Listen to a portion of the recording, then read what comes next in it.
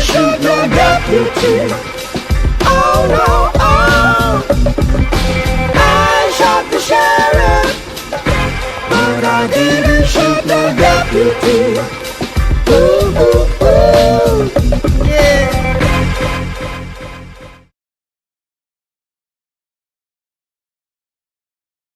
I know you're crazy, but I only wanna be with you.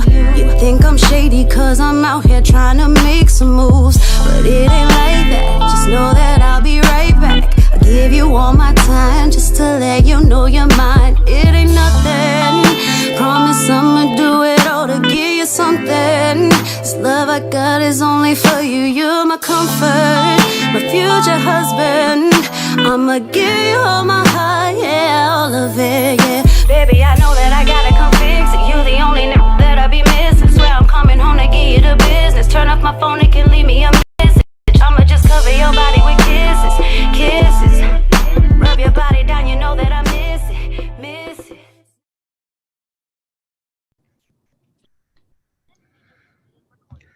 Yo, welcome to the Triangle Offense Podcast. I am Lito. Your boy Imani. It's Ant. I'm trying to figure things out, but I'm here. No doubt, man. How y'all doing, man? I'm good, brother. Everything good? Pretty chill day. Yeah. I just did some, had to do some running around and everything because, me and the wife, we driving up to Delaware tomorrow. So, okay. Yeah, we'll be out that way for a while. Nice. What you doing out there? Yeah, what's in Delaware? Visiting family, and I'll be in Bear.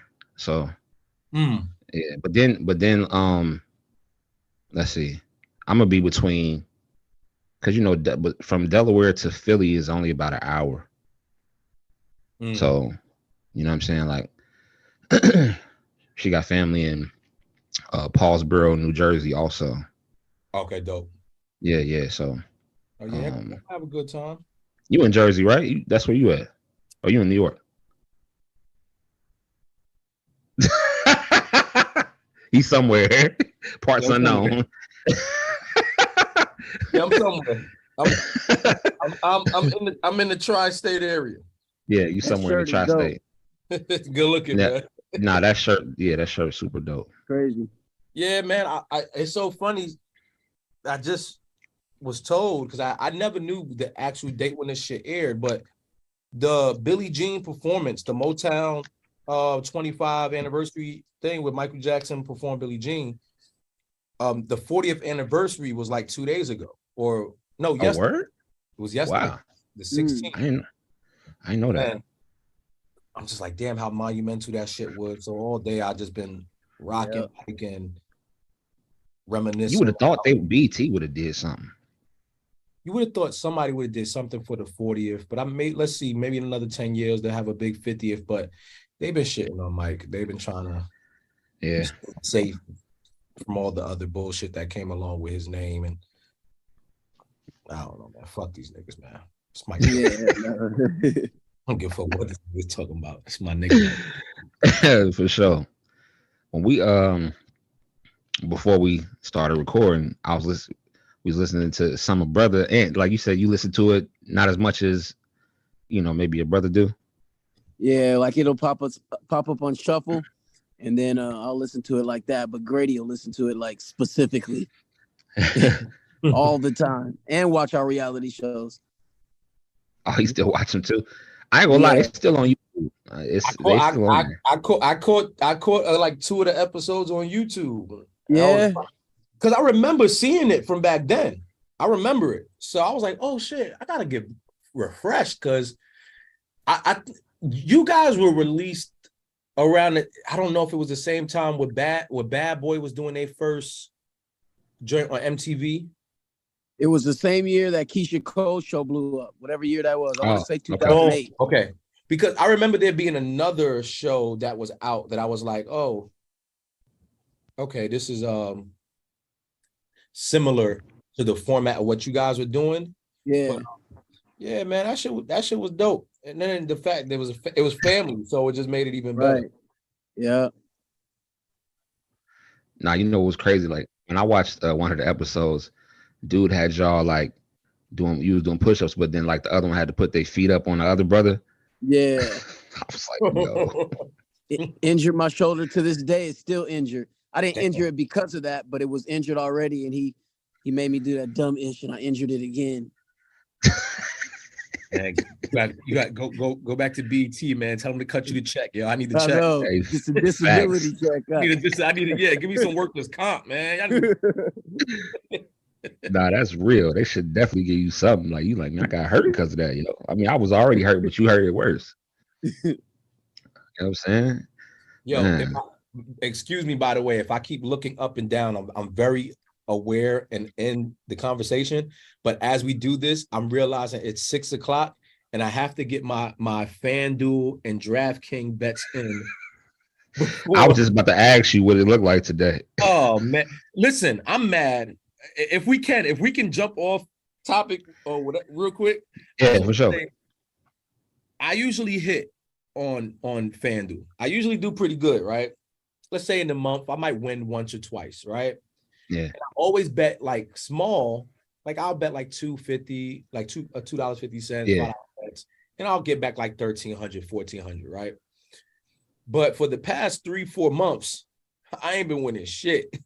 But every time I lose, it's like I lose by one bet. Like I have 17 different legs and I lose by one. So last night, I hate that. Last night I did the same thing. I'm out. I'm watching the game with my homeboy, and we do a parlay together. Yeah. And you pick 6, I'll pick 6. We'll put them together. Cool. Yeah. His 6 was looking cool except for one. He picked Jokic under 27.5 points. I'm like, yo, bro, I don't think yeah, He's like, ain't nobody can stop him, man. Like, nah, I got a feeling they're gonna blow him out. So they're gonna sit Yoke early. So he ain't gonna even have to give 27. First game, though. First game. Listen, I see the logic because they started blowing him out. Yeah. I just didn't think he was gonna have damn near 20-something before the half. Man, I had everything right except for that one Jokic bet. I bet it $2.50. I would have got back $3,000. I was so mad, man. 3 bands. Ooh-wee. So I'm testing my luck tonight, man. That's a real bet. Like that's a real that's a real get back. Yeah, I need it. I need it back. For real. Dang, bro. Like that's. Hope y'all don't mind. Tough. It's hot, man. I'm coming up my shirt, so I don't feel like you good, bro. He said it's 96 degrees, bro. Hey. We R&B niggas, man. That's you already know. Ritual, you know what I'm saying? When you go to R&B class and say, hey, man, do me a favor. Show me how quick you can take your shirt off, man. even the big dudes like Jazz, you know what I'm saying, from Drew Hill, you know, he even had to do that. Hey, nigga, everybody got to do it, man. Speaking of Drew Hill, man, I was watching I was just, I go on YouTube and I just be looking at, performances, R&B performances. By the way, Coco Jones did what song was it that she redid? She did a cover on YouTube. Coco Jones, I like her a lot. I like her. She killed this cover, man. 702. Okay. What's that song? I know what song you're talking about. I don't know the name, but Get It Together. That's so. I think her song is called I See You. Like I See You. Yeah. I love like that first line she sings is like tone. Yeah. She's fire. She's fire. Something about the way that you. Yeah. Yeah. Look, this nigga want to take his shirt off too, and that's what it is. That's what it really is. He want to take his shirt off too. Everybody, man, we all secure men here. Go ahead, man. Be an R&B nigga for a day. Oh man, yo, I used to always think I was in a group, man. I used to be like, man, I should have tried out for day 26 because I could have made that shit. It's so funny. I think I got a story about all these little shows because I went to do American Idol. I almost went to do Day 26, but almost was on The Voice. I almost went and did The Voice. Yeah. But my Day 26 story is hilarious, yo. I'm on my way to try to go do the auditions, yo, and I got into a fight with a bum. Right? Really? But listen, I went here. I'm on the 2 train. Headed from White Plains Road. I lived in the Bronx at the time. I'm at 233rd Street. Sorry. I'm at the 233rd Street stop going all the way down to Manhattan. It's not a quick ride at all. It's a ride. And you know when you're on the train long enough, you start to not feel or you don't feel like you're as fresh as before you got on it. Yeah. So I brought me a little small thing of cologne with me, just so when I get up, I can spray and get my freshness back, right? Yeah. So instead of doing it when I got outside, once I got off the train at Times Square, I just sprayed it, boom, boom, boom. I was making a stop somewhere else before I went to the audition. I did a little spray, boom, boom, boom. And I think I sprayed the bum behind me. The bum? I hate to say the bum. He thought I was being funny. Yeah. He thought I was doing that to be. Oh yeah, I can see that. Yeah. So I understand, but when I tell you he was mad, he started swinging this little bag he had at me, all this other shit. We started fighting. I had white on. I had white jeans on. My white pants had marks from pushing the person, and man, I was so tight. He was fresh. It scares me to fight bums over like big dudes because they stink. You have to get some of that stank on you. I hate them. I just not hate them, but I hate like being close to them and them tripping out and talking to themselves. I'm like, damn it! If I have to touch this stanky ass nigga, and you actually fought one, oh hey, man. Yo. So can I pivot real quick? For sure. Get on this, and it's gonna get kind of serious. So, let's get it. I don't know if you guys are aware. There's a story out here of a white Marine choking out a homeless man on the train out, right? Yeah, I seen that. Yep. So it's funny, and the fact that I'm wearing Michael is so funny that I got people that know that guy. I personally remember him. I would go down to Times Square all the time, and he used to stand in front of the wax museum a lot. He used to stand in front of different spots, and he would dance, and he would do the Michael stuff, right? And most people they'll probably already know, but there is a community of Michael Jackson fans that keep in touch with each other, that that everything that goes on, they spread the news, all that. So he was a part of that community heavy. And I remember seeing him from when he was a kid. Like he was doing this since he was like 16, 17 years old, out in the street and doing all the stuff. But for those who don't know, he got choked out. The white Marine said he came on to the train. He's been homeless for a while. He was erratic. He was screaming. He was saying, "Someone give me some food, give me some money," and threw his jacket on the floor. And the guy choked him out and killed him. So right. Rest in peace to him. Jordan Neely. For sure. Rest in peace. Yeah. The big news out here is they finally decided to press charges against the Marine. But now the Marine has gotten GoFundMe's up to $2 million for his defense, while the Jordan Neely guy, whose GoFundMe is like nowhere near that, maybe 100,000 or something. So it says a lot about how like this country feels just about the homeless, like, and how facts. Well, he's black, so the black is already that. Yep. But then you add the homeless and the mental issue part, and then you add, you have this white Marine who is going to get all the sympathy in the world from the right side because he's a Marine, and he maybe had PTSD, maybe the guy triggered him. It's like, it's a sad story. I just want to pivot to that real quick because we brought it up and it's weird. Nah, you know what's crazy? Like every time first of all, I hate seeing homeless people because I feel so bad for them. I always be like, man, like, what did they do to make, like, for, I see young ones, you know what I'm saying? I'd be like, damn, like, what did they do to, like, you know, make their family just turn all the way? You know what I'm saying? Like, all the way. I don't know. Some people, it's just like, you know, they might not have family. That can be a case. But I try to, every time I see one, bro. Like, one time I had just got me some food. I was hungry. I seen one right on the side of the road, bro. I stopped, gave him my food, like, straight up. Yeah. And then, like, I was out eating lunch one time with my wife. I had like a bunch of wings or whatever left. Like, I didn't really eat like the wings or whatever. So I just gave him, like, this other guy, I gave him, like, I seen like two, like the same day. I see him all the time, like, really. And for last year for Thanksgiving, me and my wife, like, we do like Friendsgiving sometimes or whatever. Friends come over, and like whatever is left, we take that down to the shelter. And we did that this past Thanksgiving. And this lady, I mean, it's sad when you see kids, man. Like, it's like whole family was there. They were sitting outside, like, at this like bus stop or whatever.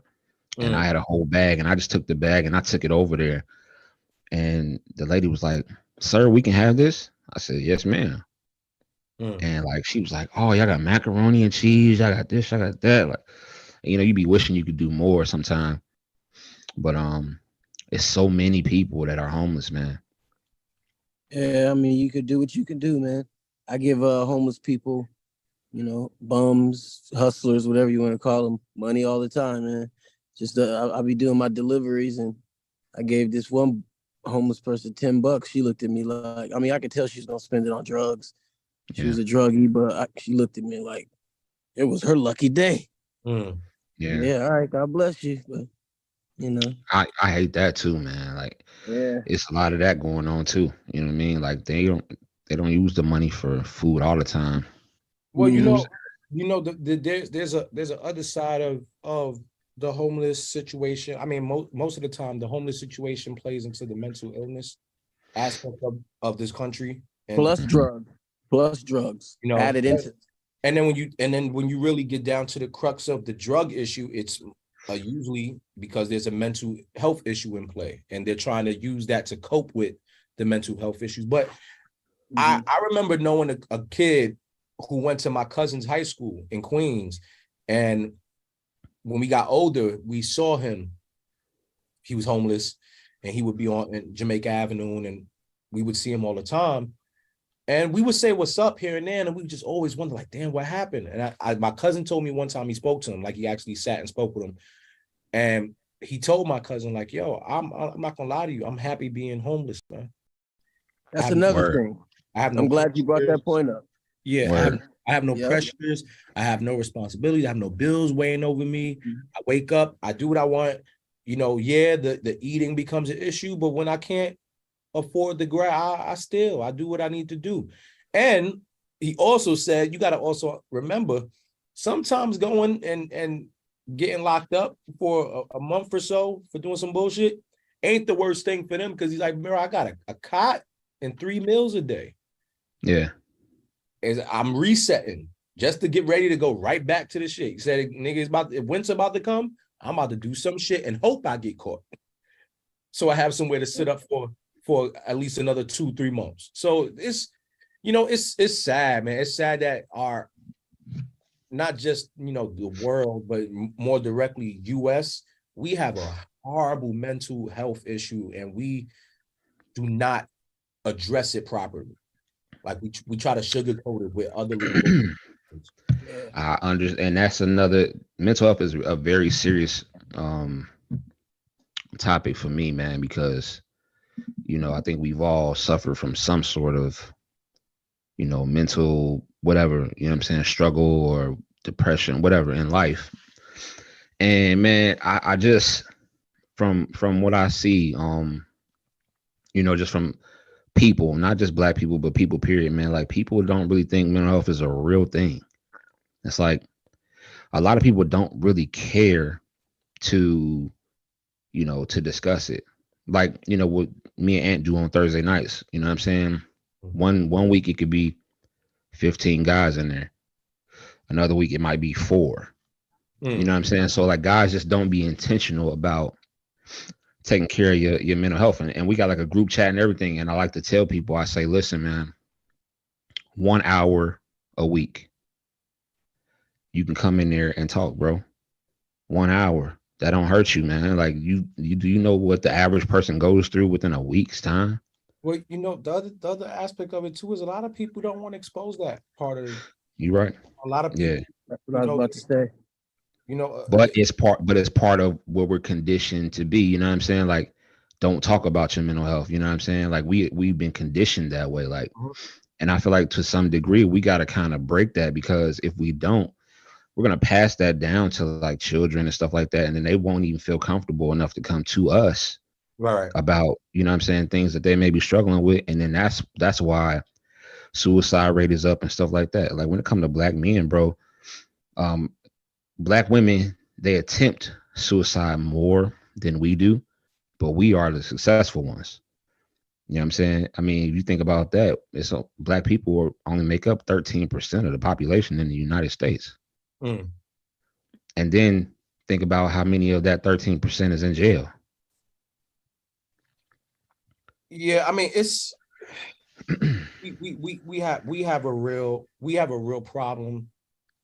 I don't know if there's ever solutions to any of this. I think we just try to cope, and it's like when people say, "Oh my God, times are getting so bad and things are getting so worse," and I always feel like, no, things aren't getting worse. They're not getting so bad. We're just able to see it easily now. Like it's more accessible for us to see. But if we go back into the Roman times and all, things were crazy. People were crazy. People had issues. People went through things. But I don't know, man. I hate to be the pessimistic person, but I really rarely ever see light at the end of the tunnel when it comes to these big issues.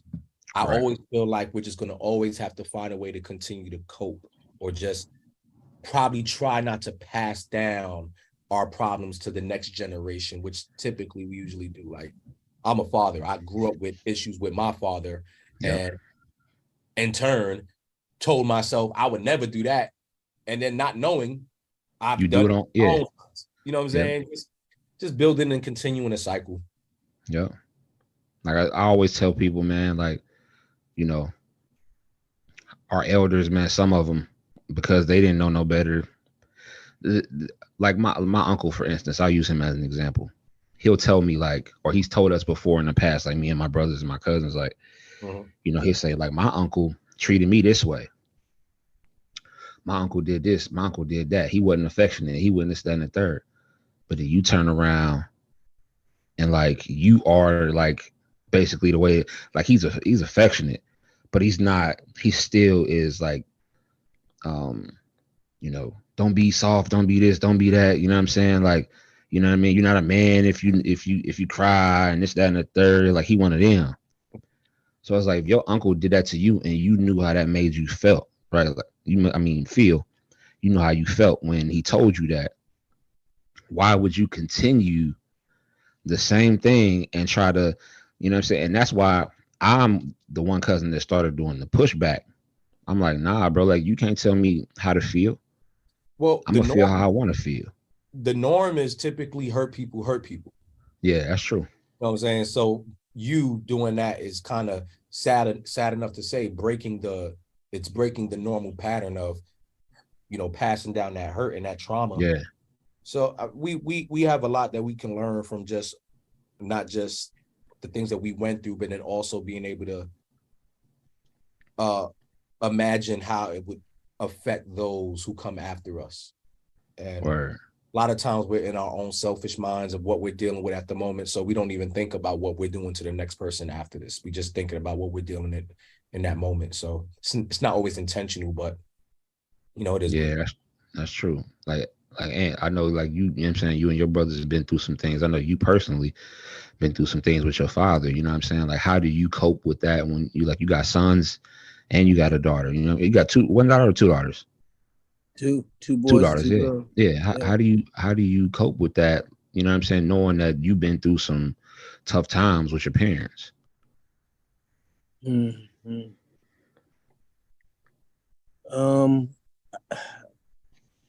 In the moment, I don't want to give any advice per se. I'll tell you how I feel and how I deal with it.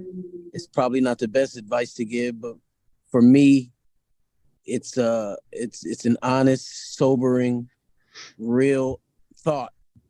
And as long as it's an honest thought, then I can deal with it. And the thought is, nobody cares except you. I mean, that thought for me, I've been living with that thought for quite a while, and I've actually gotten to the point where that's been a fact. And I pick myself up, and once I realize that that's a fact, then I also mix that with compassion, because I think people need that, and I'm good. And that thought keeps me going, man. Nobody cares except me. It just makes me go harder. It just means I have to keep caring because nobody else is going to. And that, there's exceptions to that rule, but overall, really, nobody cares. Yeah. That's what I would teach you're right. son. Yeah. You're right. You're right, man. Like, I know, like, me personally, man, like, I was having a deep conversation today with my wife about just purpose and, like, trying to figure out, like, I know, like, one of the things that I love to do is bring Black men together because we don't have that, right? And I know growing up, I didn't have that type of unity, you know what I'm saying, amongst black men. And one of the things that I always try to do is, you know what I'm saying, like, I'll do these Zoom events or whatever, and I'll have, like, speakers on, you know what I'm saying, like, I'll have Lamar on that, and you know what I'm saying, I'll have Lamar, and then I'll have, like, because you was in a couple of them, like, you listened to a few of the events that I had put on. Like, I know you was, like, on your way out of town one time, and you was on a bus and you was listening. But I like to do stuff like that. And, the crazy thing about it is you always think when you're trying to do something positive that people are going to, like, want to flock to that, right? Like, especially family. They're going to want to, like, see what you're doing, and they're going to want to, like, yo, like, we need to be a part of this.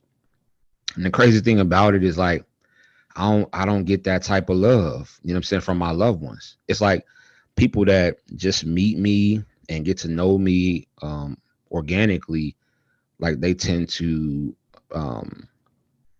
be there and want to celebrate me more than my, my own family when I do certain things like that. So we were just talking about purpose, because sometimes, like, when your family don't really see your vision and what you're trying to do, sometimes your mind can just be like, yo, well, maybe I'm not doing the right thing, or maybe I need to refocus or whatever. Like, but in essence, like, I think the people who are attending these events and who are trying to be a part of what I'm trying to do, those are the people that are supposed to be there. And I just, you know what I'm saying, I really can't worry about the family support when it comes to that. Your family support is one of those things where you would imagine that because you're family that they're supposed to give you that support. Like, that would be the norm, right? But the sad part is, a lot of times family feels like they know you more than sometimes you even know yourself. So in your brain, you will have all these aspirations of doing great things, and your family might not see that. They might not see it. They might just think, that's just Lito, man. He ain't doing shit for real. And it's so much easier to get behind that thought because they're minimized in what they can do in life. Mm-hmm. And the idea that them knowing you guys all coming from the same space, same opportunities in front of them, and you making something out of it and them not, is almost asinine. Like, I can't get behind that. Like, they only become true supporters when you're actually able to make it and then do something for them. And then even then, they still have a level of hate because what they really want is for that to be them, but they don't have the ethic, the mindset, or anything to actually put those things into place.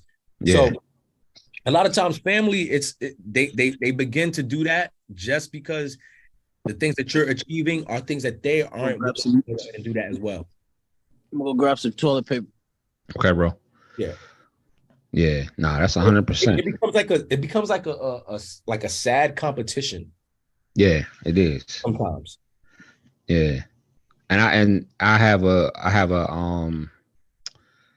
like I know for me, like myself, like sometimes I think about that more than I should. Like damn, like man, like so and so then like I sent this out, like I'm doing all this promoting, and like you look at the people that are attending and you're like, damn, like my uncle didn't even come on, like, you know what I'm saying? Or yeah, but you know what? My brother. I get that. I understand that, but those aren't ever things for you to personalize or even be mad at them about. Yeah. If their minds and their hearts and their interest isn't in that, yeah, it's not a problem. Now it will become a problem if they try to stop what you're doing, you try to minimize what you're doing, or when what you're doing becomes, you go from 8 people in a room, 14 people in a room, 200 people in a room, 1,400, 14,000. Now when you get to there, that, yo, man, you don't invite me to the tournament. Fam, listen. Yeah. You had the opportunity of not just being there, you had the opportunity of being a part of this. Right. Now you've seen it come into fruition, and now all of a sudden you want to be a part of the big shit. That's not, you want to meet people from the ground up. And sometimes it's not family that's going to meet you there. It's going to be some strangers. Nah, that's a fact. Like have you ran into that? Like, just, you know what I'm saying? Because of your status and, you know what I mean? Like, all the things that you've accomplished and stuff like that. Like, family always supported you? I'll be honest with you. I've never felt like my family has ever hated or not supported or not cheer. Like, never. I never felt that. If it does exist, then it's just never brought to my face. But when I put out, songs and I was on the radio, I had the whole family championing and hoorah, and oh, yo, that's my nephew, or that's my cousin, or that's my, I've always had that. And it always felt genuine. It never felt like they felt forced to do it. But then I also come from a family where all of us had talent. Like a lot of us had talent. And I feel like on the music end, I'm the most successful in that. But that don't make me the most talented. That don't make me the best. I was just able to take advantage of certain opportunities that were in front of me that maybe they didn't take advantage of or probably didn't even have themselves. So I don't know. It's weird. It's weird. I've never felt that, but at the same time, I never expected their support. And I never needed it. Yeah. I didn't need it. Moving on. There it is right there. My sentiments exactly. I never expected it, and I don't need it. Honestly, I really don't. Yeah. Support is always going to come from who the right places. You don't have to ever force it. Yeah. It's just like, we talk about sometime, like, soon as I tell everybody, like, I decided to do a podcast initially when the pandemic hit, just because of, like, I was getting anxiety, like sitting in the house every day, like, yo, we can't go outside. If I run to the store, like, I gotta put this mask on and I gotta hurry up. I might have to put gloves on and all this other craziness. And then one day I was like, you know what? I'm gonna reach out to Ant. I reached out to Ant, and like he said, yeah, like right away. Both of y'all did. Like, you know what I'm saying? And it was just like, bro, like when I was talking to y'all, I was like, man, because I already connected. I felt connected to y'all through your music anyway. You know what I'm saying? Like, first of all, like, because Joe is, I already told you, like, that was my favorite rapper. Like, everything that you was ever on of his, I had already listened to. And then when you was dropping your own stuff, I'm like, it just made sense. What's so crazy is that it's amazing how the same situation can make everyone feel so differently. Because I deal with anxiety and depression, and I've had those moments of dealing with things. And when that pandemic hit and we were stuck, that was probably some of the best shit for me. Mm. It allowed me to slow down. It allowed it allowed me to move at the same pace that the whole rest of the world was moving. So I didn't feel like nobody had an advantage over nothing. I didn't feel like I was behind. I felt like I had all the pressure lifted off of me, and I was able to sit still, think, really plan things out properly, not feel pressured by time, not feel pressured by competition, anything. I didn't want to, like, naturally, I like talking with people, but I only like talking with people that I actually like. Right. Now you put me in a situation where I have to stay home and I don't got to talk to nobody except for the people that I actually want to talk to who have my phone number. Oh, this is great. I don't got to go out to the stores. Like it was one of the most peaceful times. And when it started to come to an end, I'm not going to lie to you, I was kind of like depressed. Like, fuck, I got to go back to the real world again. Now, you know what? They said, like, one thing, though, like, if you were in a relationship during the pandemic, like, you knew if you made it through that with your lady, that's forever, because y'all were seeing each other 24 hours a day, 7 days a week. Oh, yeah. Like, if there was no getting away. Yeah, you're right about that, because we definitely didn't make it. We ain't make it. We ain't make it after that pandemic. That pandemic did it. That's the one thing that pandemic did. It got us the fuck out of there.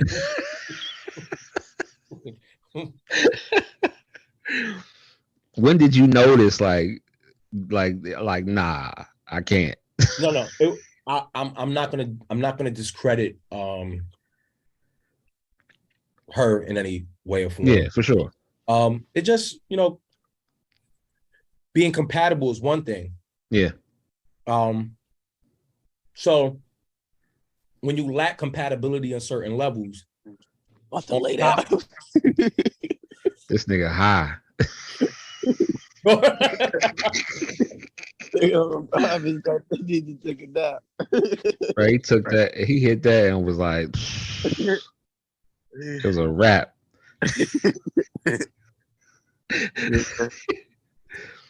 Wait, hold on. Let's do this. This is great. Hold on, let's do this. I've had a long couple of days. Let's get this nigga while you high, man. Let's get him while you high. Wait. All right, so wait, what you smoke? You that's indica for sure. Gotta be. Yes. Yeah, it's something my cousin gave me. I went to his crib last night. Ev, yeah, it is indica. It's runts. Cherry. Oh, yeah. He trying to put you down for the count. I already know as soon as we get off of this, he gonna be how many fingers I got up? How many fingers I got up? 4. Oh, nigga, you high. Oh, nigga, you high. Hey, you guys ever see My Cousin Vinny? Yeah. Yeah. He was like, how many fingers am I holding up? He's like, I think you need a thicker set. My cousin Vinny.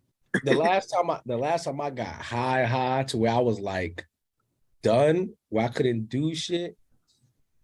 Oh man, smoking that rapper weed, man. One of my homeboys, rap nigga, I'm in LA, and they smoke all day. They chief. They smoke, another one, put out, roll up another one. And they smoke indica. Or they'll do hybrid. And it's a spot. It's not a spot, but it's a go-to guy out there that they get all their weed from. And one day I was just like, you know what, man? I've smoked before, but I'm not a smoker. Man, let me hit that shit. And they're like, nah, you about to smoke? I'm like, yeah, man, fuck that bullshit ass weed. That shit don't do nothing to me, man. Man, I took me about a good 4 or 5 puffs. The studio start looking different. The lights start shimmering. I said, nah, I can't smoke this rapper weed. Y'all niggas are different. I need some mid. Like, I'll smoke mid all day. But that rapper weed, nah. Man, I don't even smoke, but I used to smoke. And when I did, like, we were going, it was me, one of my best friends, and then his homeboy, It's like, well, two of my best friends and then their homeboy. It was four of us. We were smoking in the car with the windows up. We had at that time we had like video, like the camcorder.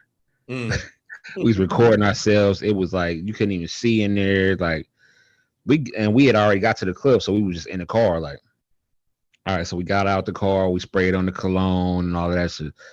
We go to the door, and I promise you, bro, when we got in the club, I swear it took an hour for me to get to the front of the club. It felt like an hour. Yeah, it felt like an hour, like from front of the clubs. And this club wasn't even real big, bro. And it's like we were just moving in slow motion, and the music was playing very slow. I'm like, it's like chopped and screwed music. That's what it sounded like. I was tripping, like, yo, I'm not smoking with y'all again, bro. I remember one time when I smoked crack back in the day. No, I'm just joking. Listen. Hey, listen. I was about to ask you something, right? I was about to be like, yo. Joking. But yo, so hey, you don't hung up. You don't hung up on me. No. No, I wouldn't have hung up. I wouldn't have hung up on you. I got uncles and maybe a few aunts that hit the pipe, right? Yeah. I remember seeing what that looked like, right? Yeah. And I always wanted to ask them, but I never wanted to ask them because I never wanted to trigger nothing, right? I've never done no hardcore drugs. Like I've done Molly or ecstasy and stuff like that, right? That's like whatever. That's party, whatever. What does that do to you though? Does that make you like? I'm gonna tell you that after this. Talk about stories. But I always wanted to ask my uncles or my aunts or people I knew or my cousins. I'm like, yo, what that shit feel like? Why is it so good to like? Yeah, crack. Like, I never got a chance to ask somebody.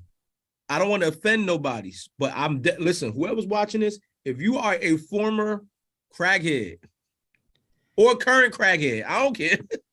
I don't either. I just want to know, what is the sensation of the high? Is it similar to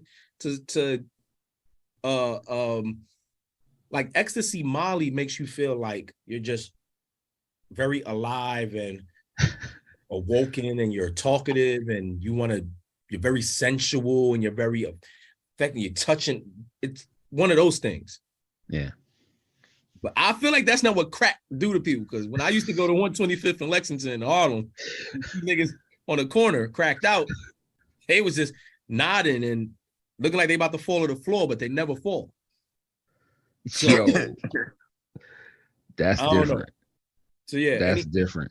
Any former or current crackheads, please hit me up so we can have a real conversation. I don't want to joke on you, but I do want the details of how does crack make you feel. I always like, because every time you hear or you watch a movie about an old singer that was like super dope, like their demise was always crack cocaine. Like, see, you got it fucked up though. Frankie Lyman, some of the best music.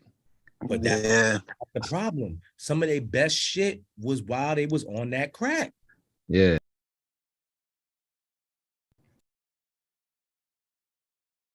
Like, he actually sat and spoke with him, and he told my cousin, like, yo, I'm not gonna lie to you, I'm happy being homeless, man.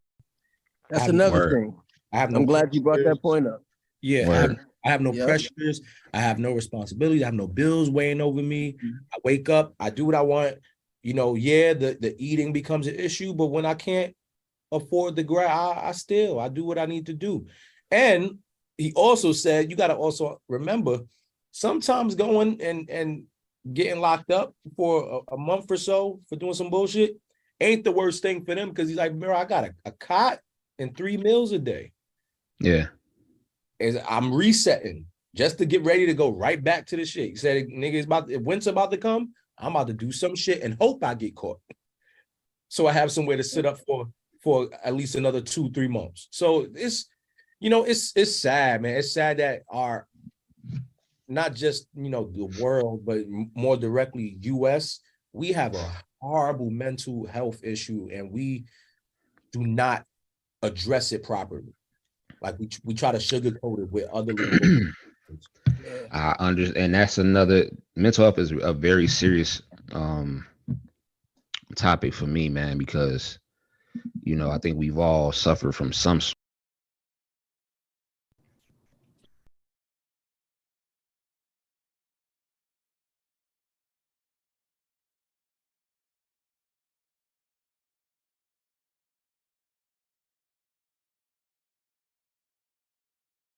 That's the one thing that pandemic did.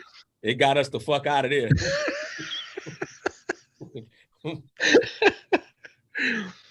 When did you notice like nah, I can't? No. I'm not gonna discredit her in any way or form. Yeah, for sure. It just, being compatible is one thing. Yeah. So when you lack compatibility on certain levels, this nigga high.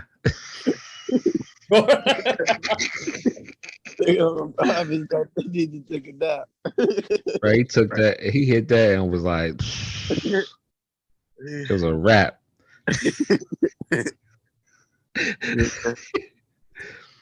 Yeah. Wait, hold on. Let's do this. This is great. Hold on. Let's do this. I've had a long couple of days. Let's get this nigga while you high, man. Let's get him while you high. Wait. All right. So wait, what you smoke? That's indica for sure. Gotta be. Yes. Yeah, it's something my cousin gave me. I went to his crib last night. Ev, yeah, it is indica. It's runts. Cherry. Oh, yeah. He trying to put you down for the count. I already know. As soon as we get off of this, he gonna be how many fingers I got up? How many fingers I got up? 4. Oh, nigga, you high. Oh, nigga, you high. Hey, you guys ever see My Cousin Vinny? Yeah. Yeah. He was like, how many fingers am I holding up? He's like, I think you need a thicker set. My cousin Vinny.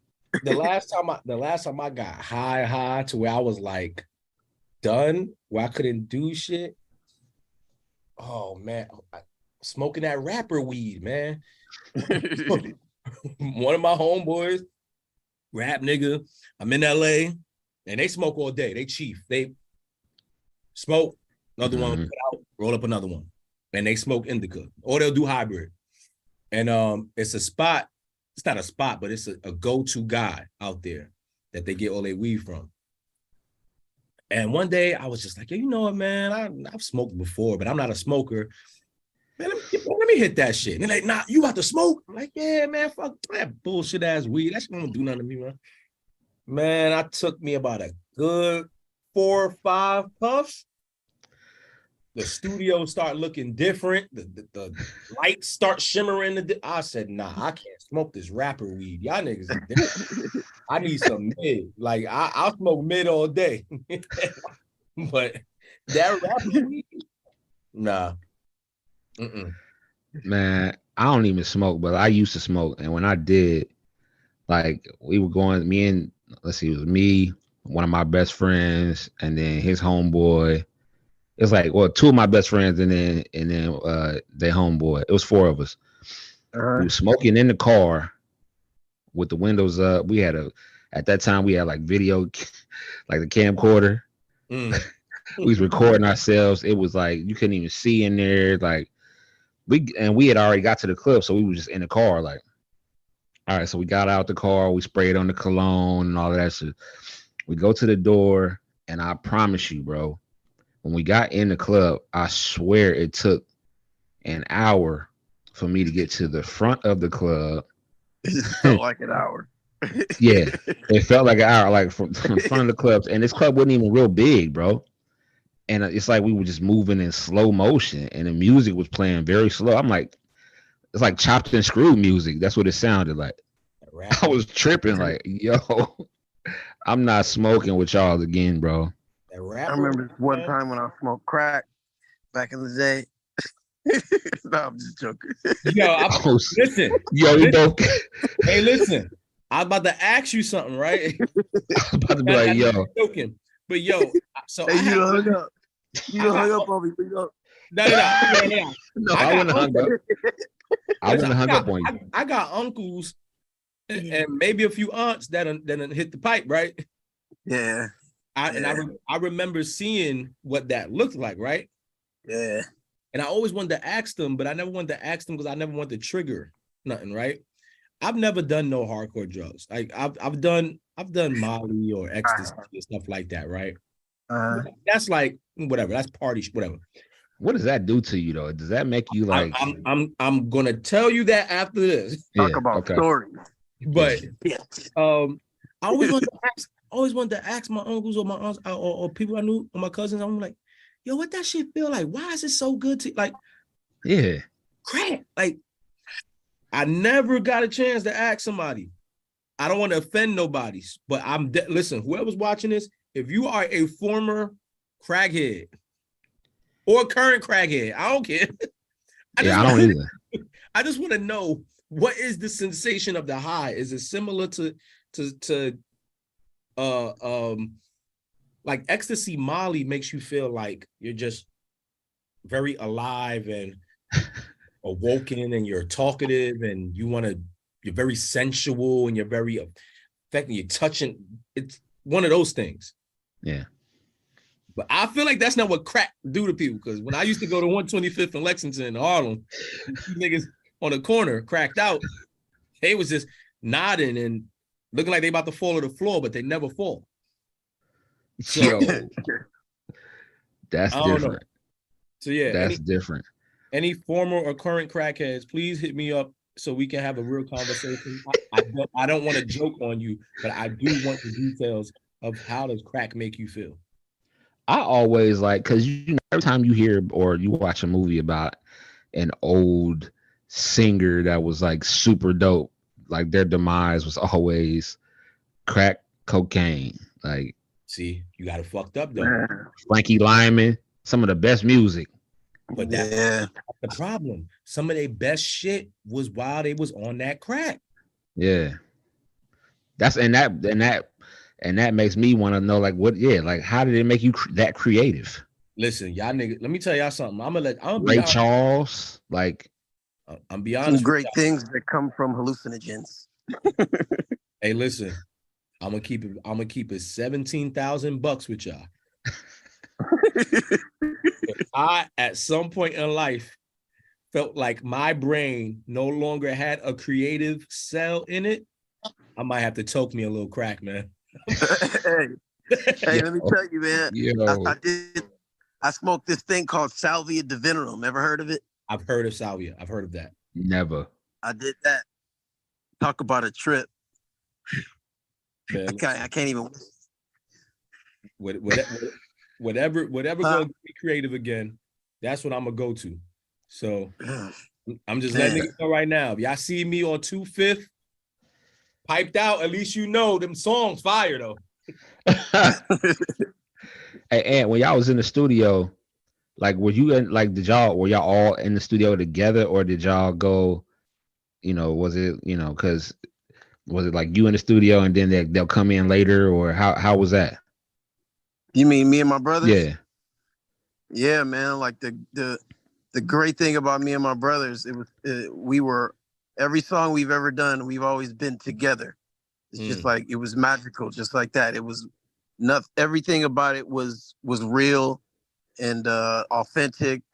And we were, real brothers that, grew up together, and it was going through everything we went through. So yeah, that's why it was so devastating how to even see it end like it did. Like, cause it was just like, I couldn't even predicted that. If you took me back in time, like I wouldn't have ever predicted that would happen.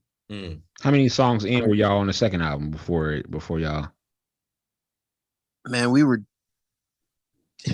I was about to say done, but I mean, we could have been still recording, but we had the 13 songs that completed the album plus interludes. So, I mean, we were about to take the fuck off. Yeah. It was like, strap your seatbelts in. We're about to start moving. The plane was about to start moving. That's how close we was. So you got. I still got the album. You guys ever thought about what songs y'all wanted to record and didn't want to record? Man, you know, one time and yes, but one time specifically, I remember we got in trouble for saying we didn't like. Okay, so you know our album, you know the one is called "Just Being Honest" on there. First of all, I don't like that song. Right, I don't like that song at all. That's by who produced that? So I'm about to tell you. So Neo wrote it. I don't know who okay. produced it, but I know you're talking about. Yeah, his camp, I know what song you're talking about. His camp of niggas, they all did it, and me and my brothers hated that tune, right? You know, no disrespect to Neo because he also wrote Bang Bang for us, which I love. That's my joint. Yeah, I love Bang Bang. And so, but just being honest, it was Shake's idea, right? He was like, and I understand why he did it because it was like it was a power play, political play. Mm-hmm. You know, he wanted to plug Neo in and get Neo some dough, and Neo was the hottest writer at the time. I get it, but we were in Atlanta when he pitched that song to us. We had just recorded Bang Bang. He was like, "I got another one for y'all. It's gonna be a single." Talking about making it a single, right? So we listened to it and we hated it. So we were like, we straight told on a three-way call, told Shake and my uncle we hated it, right? Man, we don't want to record that. That song is whack. And Shake was like, man, they sunned us, nigga, like we was 8, 9, and 10 years old. Like, I don't remember exactly verbatim, but he pretty much was like, y'all gonna do what I say, and hung up. And then like punished us for even speaking up and saying we didn't like the song. I think like we couldn't speak for a day, some crazy shit. Wow. So we bro, like I'm trying to remember the song, bro. I'm trying to think. I think I hear it's so whack because it's just like it's like the chorus was like, I love you. Oh yeah, okay. But I want her. Yeah. And I'm just being honest, like basically telling your girl how like you want a threesome in the wackest way with the wackest beat and the wackest lyrics, like. Yeah, it was like trying to give us a whack ass dance or something like it just that. wasn't if I could replace any song on our album, it'd be that one. Yeah. But anyway. That's funny. So you like you working on songs about her, right? I'm not gonna lie to you. Anybody that's a supporter of mine watching this shit, I'm not even gonna say I'm working on them because I know y'all niggas is tired of me promoting some shit that ain't dropped. Like I've been saying that shit for like no lie, like a good 2 years. Yo, you know what it is? Let's do this because this is great. Because Ant is gonna be able to testify to this as a current, and he's been in 2 systems. Ant has been in 2 systems. He's been in the mainstream structure of what the industry looks like, and he's also done indie. So he knows both sides, right? I know both sides on a business end, but I don't know both sides as an artist because I've never signed to anyone. No label, no nothing. I've been an independent artist from day one. My very first project, songs about her, not even songs about the Road to the High Life mixtape, I funded myself. Mixtape, studio time. At that time, I had first started working with Jadakiss, and they did fund the first video that I did, which is the Young and Ready joint. Cool. That was cool. After that, Songs About Her 1. I put that project out. This is 2012.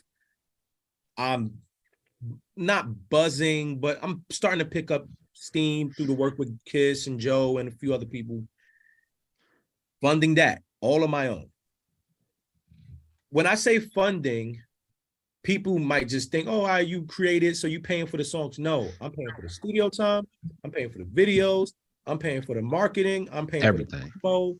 I'm paying for everything. The mix, the master, the cover art, it's all coming out of my pocket, which is not cheap. It's not a 5-digit number. It's not low. It's, it's a pretty high number for an indie guy who's not bringing anything in at the time. Yeah. So, and that's been all of my projects. I've released 7 projects, and all of them have been indie projects that I've funded all through my own. That's dope. And I'll say 2014 when I released Songs About Her 2, I made a really great profit off of that project. But it took so much to get going. So now at the age of going on 40, bills get higher. You're things change in life. I'm not the toxic R&B nigga that I once was. Now I need the music to match where I'm at currently as far as just as a man and maturity. I don't want to be the Money Sign song. I put out the Money Sign song. People love the song. I went and shot the video. I got strippers and a porn star lead chick in it. And I watched it and it was like, yo, it looks dope, but this isn't me. This isn't me. It's not where I'm at. This is not even what the rest of my project would sound like. I don't even want to put this out. So me personally, I just go through the struggles of, I want to do this shit the right way. And if I don't have everything set up to do it the right way, I'm just not going to do it. And the music to me will never be dated because it's dope R&B. I'm not going to be the guy that's going to try to release music at 50 years old, but I'm also only 40. I ain't an old nigga, and my music is for my age group.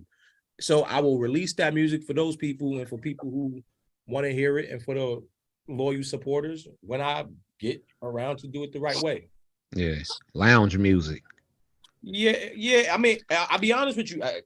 I got a lot of bedroom shit on there. It's a lot of dope bedroom shit. It's a lot of life relationship shit, dope shit. But I'm not about to force putting out music to deliver it to the wolves. Hey, out of all the probably thousands of songs you've written, bedroom songs, R&B songs, soul songs, love songs, have you ever used the word sleazy? No. You have? Think about that. Why don't R&B niggas be using sleazy? Yeah. There's certain words niggas can't use in songs. Certain words. There's certain words. I'm trying to think. There's another word that if a nigga put in a song, like, man, what the fuck? But you definitely like a sleazy girl, right? So listen, that's changed. Because I used to love sleazy bitches. Now that shit is such a turn off, bro. Nah, that's a fact. I can't stand. I don't care about even if I was single, bro. It's certain things that women do. Like I look at like when I'm out and I be like, yo, yeah. I would. I go to the strip club. Like I'll go to the strip club with my homeboy, and I don't even go that often now. But when I used to go often with him, we would go and sit there. And in the beginning, like, damn, yo, man, this shit, all right. And after a while, you like, man, these bitches is hoes, man. These sleazy bitches, man, I'm getting the fuck out of here, man. These bitches. No, for real, like, and not to say that they all sleazy, because they're not all sleazy, but that's the environment you in. So you just, like, their perception of us is, we're all marks. You coming in here, we get some money, nigga. You a mark. You nigga, you probably can't even go without having some money. All right, cool. Well, you in this goddamn strip club, I bet you sleazy. And I don't want to be entangled with that. Lito, if your wife cheats, is it over? 100%? Now we get into the shit. Now see, he up that weed woke his ass up.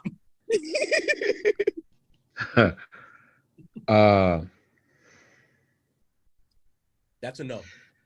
That's a no. Well, way too long to answer that. That's a no. I because of who I am. Let me say this. I would try to continue to work. I would try to work and see what it was that even led to the cheating one time. But I think it's like if you walked in, like I was watching this movie, like I'm tying all this together. I was watching this movie over my mom's house. This guy, he was engaged. He was watching some movie on Tubi or something. Black guy, he was engaged to this woman. He got all this money. He came home. he hear her upstairs in the room getting it. I mean, dude that she was with, he was laying her out, right? Killing her. Like, he come up the stairs. He already heard it when he came in the house, first of all.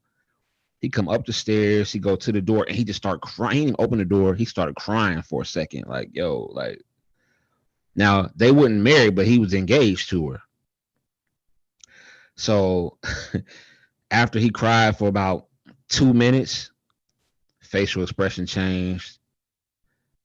He looked like a crazy man that had just, I mean, and he went to his bedroom, to this other room that he had in his house, went in that drawer, he got that gun, went to the door, opened the door.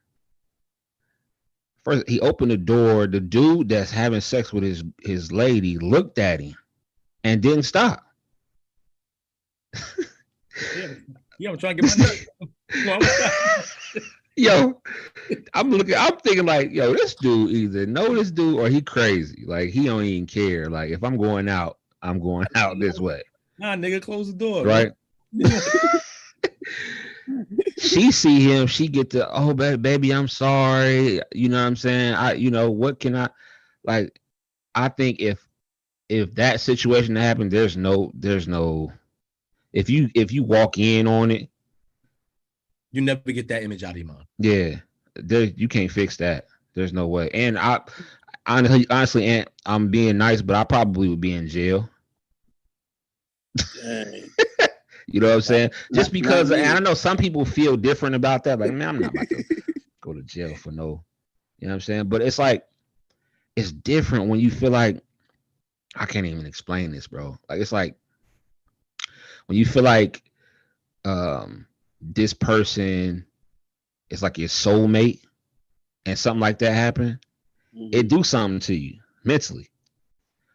I know guys that went, like, just had girlfriends and they like, the girl did them dirty, like, and it was, yo, they went crazy and was trying to, like, do all kind of, it just was, I'm like, dang, bro, she was just your girl. Like, and I just want to acknowledge he still ain't answered the question. I didn't answer the question. He done said a whole lot of shit. Get around from saying, yeah. Okay, my answer is, yeah, it's over. I can't walk that back. I can't, like, me. Some people are able to, like, same for her. If I cheated and she found out, she couldn't walk back from that. No, because I know her. Like, she'll try. Like, she will try. Like, right. But that would be too hurt. Like, that kind of pain, that kind of hurt is different. Women are way more resilient when it comes to the cheating shit than men. So let's we deal with shit in our ego, because the first thing we see, oh, you cheated. There you go. If you bury the ego, it should be okay. So, and you hold on. You said, hold on. Y'all niggas got to answer it too. Oh man, I've been through the storm 10 times over. I'm okay with everything in regards to sex. There's no way I would ever put my freedom in jeopardy for a sexual act that my wife committed, as long as it wasn't rape. As long as nobody raped her, I'm not hurting nobody. I'm not killing nobody, and I'll forgive her. So, but how many times though? Right now, I'm operating in a space, in the exact same space that, like, what they deal with from us. I think they deserve the same, right? Like, niggas cheat. I've cheated on my wife and she's forgiven me. The only time I've cheated in our marriage, it'll be our 13-year anniversary in December, and I cheated, I think, in our first 2 years. And it was with one of my ex-girls, and I did it twice. And she forgave me. And then I got head a couple of times. She forgave me. So I think I deserve I think she deserves that same forgiveness if she messed up. Well, I mean, why can't she just do equal. You know what I mean? I'm gonna tell you about that. But go ahead, you go first, E. Oh no, I was gonna say I don't champion what Ant's saying, but my perception of it is we all are flawed. We're not perfect. I don't expect someone to not have some lapses in loyalty, whether I'm loyal to the T or not. I think the cheating, yes, it would still be an issue, but it would also, I would have to take into thought how the act was committed and why it was committed, right? So a lot of women will be in a relationship with a guy who's just lackluster and he falls short, and not just physically, but he falls short emotionally, attention-wise, everything. And you'll have women say for months, years, yo, I need more from you, boom, boom. And then, she goes to work or she goes somewhere, and at some point you get frustrated and you're like, the door opens for other people to entertain you in different ways. I think she does still have to hold the responsibility of being the person who committed the act, but the man also has to take notice to, yo, you came up short in a lot of ways. And yeah, it would have been better if she just would have left the situation alone before doing it. That's just not life. It's never that easy. So, yeah. It's a trip. Okay, I'm gonna go a little deep down the rabbit hole, but okay, so you never seen The Notebook, right? Yes, I have. Okay, we all have seen The Notebook. Okay, cool. So remember in The Notebook, and not just The Notebook, where she was bouncing back and forth. She had fell in love with two guys. Okay, so she was like had to choose. I couldn't imagine going through no shit like that. Like for the most part, I think every woman that's been in love with me, and I've been in a relationship with, has only been in love with me. Has never been in love with me and another nigga at the same time. That would be some deep shit for me to have to deal with if my chick fell in love with another nigga. But it's been done before. Like in those times, in those old times, it was able to happen. Why? Because I think people were more calm and more less emotional and put their ego to the side. It can be done. People can have affairs. I'll say this. I know for a fact that I've been cheated on multiple times. I've never caught him though. Yeah. And I didn't need to catch stuff for me to be like, I'm off the shit. I'm one of those people where once I'm not an insecure person when it comes to the competition with other men shit. It's not my thing. My insecurity comes from when you just have like a bad perception of me, and you put me in a space where I feel like I have to be more or be something different just to keep you happy. And then the person that I really am, I'll start to go search for someone new who will really take me as me. Yeah. Instead of breaking it and just being like, you know what, this ain't working, I'll just go ahead and blah, blah, blah, move forward. I'll go ahead and keep both. One, out of loyalty, because yes, there's still love and feelings there. And then this thing, because maybe this new thing is actually the thing that I'm supposed to have, or it's filling a void of what the person that I really want to be with isn't giving me at the moment. So that what you just described, you think it's okay for a woman to have that? I think it's very possible for a woman to have that. Okay. I think the physical part is a little more complicated for women because we will hit something and not care. We'll hit something, have the greatest time with her, then even think about her, and then go lay in the bed with our wife and be in love with her and still. Yeah, true that. Now I couldn't do that. I done been. Lito, you're not an R&B nigga. You're an R&B nigga and you're not light skinned. So, when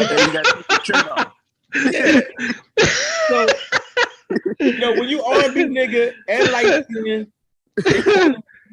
and then you got got a little falsetto, things work in your favor a little bit different. Listen, hold on, I can sing, but I'm not falsetto. Listen, I'm like alto. When the issue we have in relationship is thinking that men and women don't go through the same things. Yeah. We're just wired on our reaction different. And there's men that don't think exactly like every single man, but the majority of men are not wired to always have to be emotionally connected to a woman physically. We can meet you, not know your name, but boom, hit, and then be like, oh man, that was fire, and then never see you again and be fine. Yeah. That's not the norm for women. Even though there are women who can do that, that's not the norm. Whether it be because society taught, them from early on not to be that way, so it's just passing down, or it's just, just something that's been programmed. Maybe it's a programming that continues on. But I would like to make love to Megan Good. That's why I bring up Megan Good. Did you guys see that she's apparently supposed to be Jonathan Majors? I don't believe it. I don't believe it either. I don't believe it. I think it's cap. It's cap. Yeah, there's that word. Absolutely. No, you can use it in that instance. It's cap. Yeah, get your hands off my woman. That's what I would tell if I seen him in person. Get your hands off my woman. Let me ask you, so because you've cheated a few times, you feel like if you get cheated on now, it's like whatever. It's because that's happened to, I've done that to her already. So you just feel like okay, I can dig it. I can dig it. I always worry about the spiritual aspect of cheating with different women. Hey, bro. Meaning what? Listen, I'm keeping it real. Listen. Meaning what? Ain't no spirit, meaning like ain't no spirit to cheating, man. You just putting your dick somewhere new. That. Nah, bro. I'm saying like, well, first of all, like I'm a loyal ninja just by nature. Hold on. What do you mean? Be specific about the spiritual thing, because this is very important. So the spiritual aspect of it, like somebody did this painting, right? And on the painting or whatever, it was a painting of a guy and his girl that was having sex or whatever. Like, and it was a mirror right in front of the bed. And like you could see like a picture of her. You could see her in the mirror, like, reflection. But in him, it was like a demon. Mm-hmm. You know what I'm saying? Reflection. And like for me, like they had like some caption to go with it or whatever.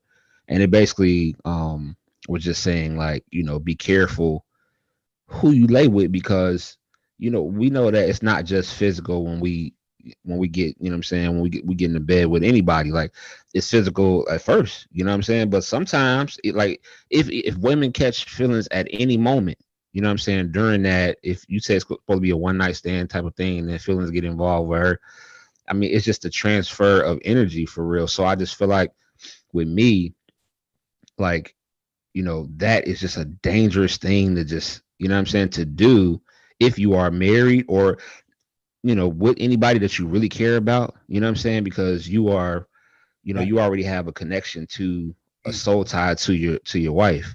You are 100% correct, my friend. But let me tell you why you being correct makes you wrong, right? You're absolutely right. The one of the biggest joys of cheating, as someone who's cheated a lot in his past, is the thrill of doing something that you're not supposed to be doing. All that great logic of, oh my God, I gotta make sure I don't spiritually connect with this person in a way, because you ain't thinking about none of that shit. For sure. I mean, I understand that. All of that, it makes sense when you really going with certain intention, or you going to build, or it's like, yo, you know what, let me see what this can bring. But when you go into the table to do some devious shit, you've already walked to the table knowing that it's some devious shit. Yeah, you knew what you was doing when you was there, when you got that. It's probably what's making you even hornier for the person, knowing that I'm not supposed to touch on the person. So you niggas some savages. Don't put spirituality in cheating. Like there ain't no spirituality in cheating. I wasn't saying that's for everybody. I'm saying like for me, like that's how, you know what I mean. I couldn't do it. On a scale of 1 to 10, how disrespectful is it for another nigga to rub on your girl's ass? That's a 10.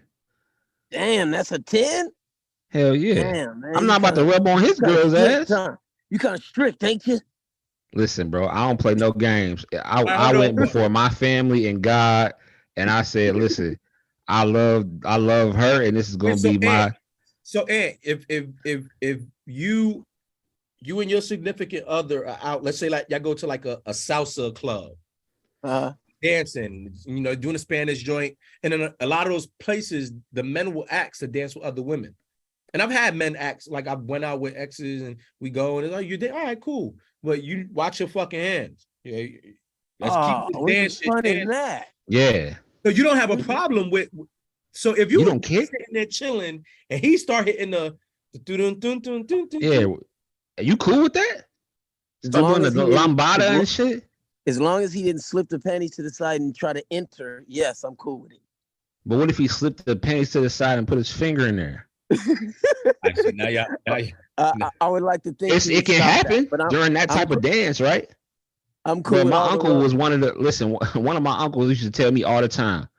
He go salsa dancing and all this stuff, and he said, listen, she have a little dress on, I'll just be, you know what I'm saying, and nobody know.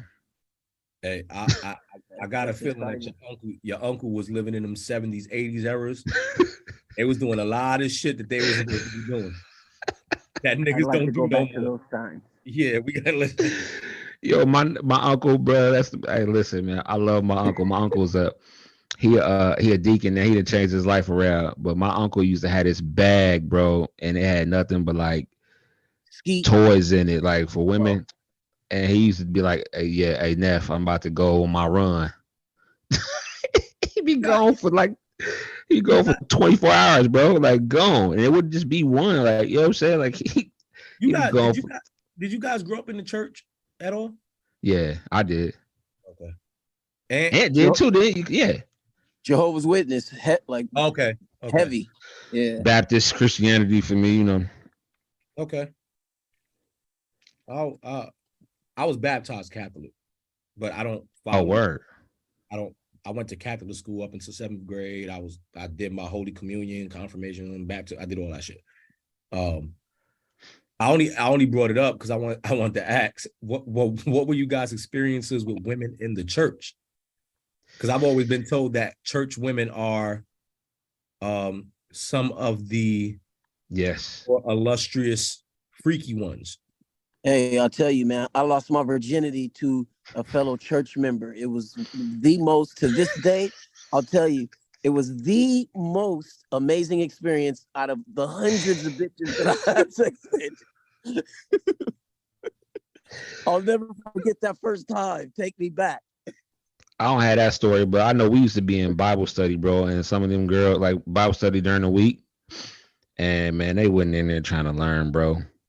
They was in there doing all kind of other things. No, they was trying to learn. They weren't trying to learn about the Lord. Let me say that. Yeah. They was trying like to learn. I seen my brother was in there and he was in there. Like, listen, my older brother, bro, he used to be in there cleaning up in Bible study. And I used to be sitting back like, yo, like these females are not playing. Be fruitful.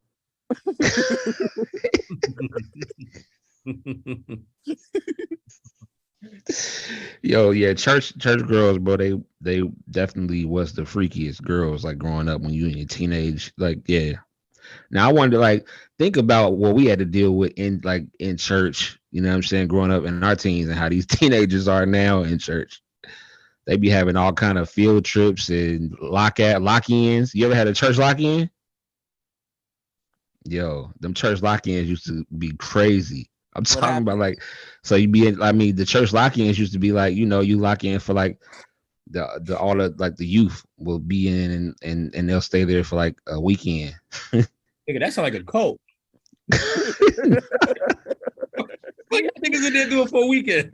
It's the youth, and of course they have like a few people that will chaperone, you know what I'm saying? But like, yo, I mean, people would sleep, like, you know, get away and, you know.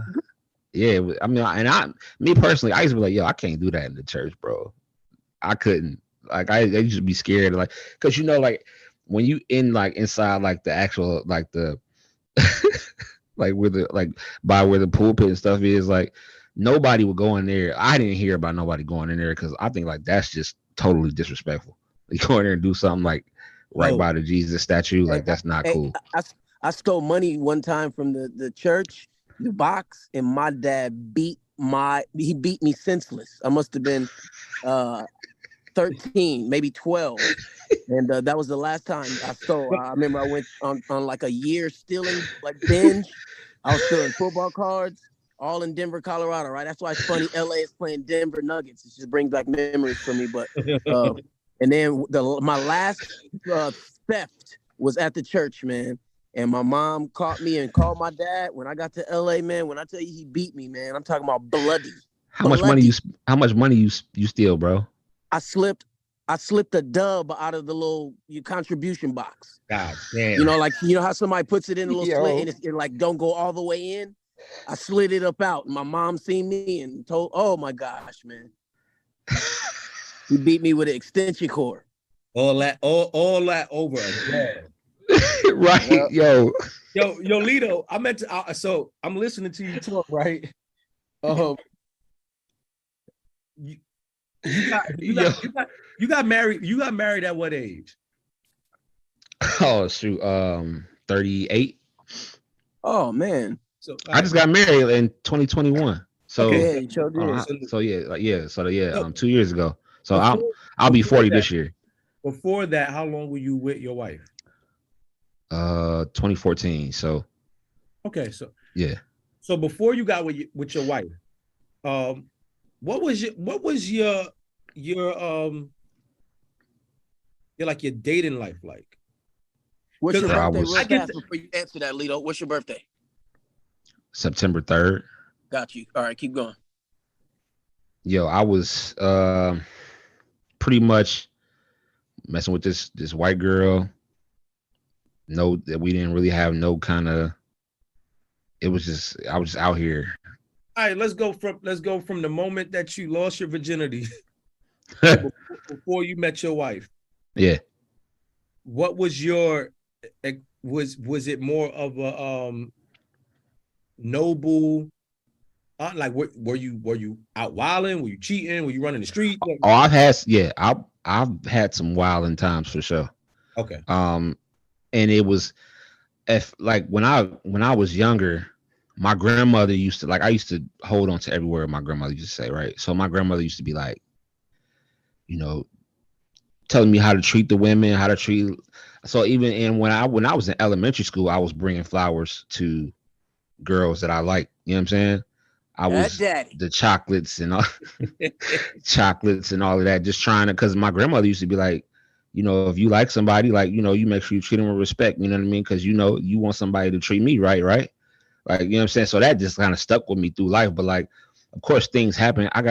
When I was 2007, I just got out of a 3.5-year relationship. I thought I was gonna marry that girl, and she did some scandalous stuff. So from 2007 to about 2011, I was wilding.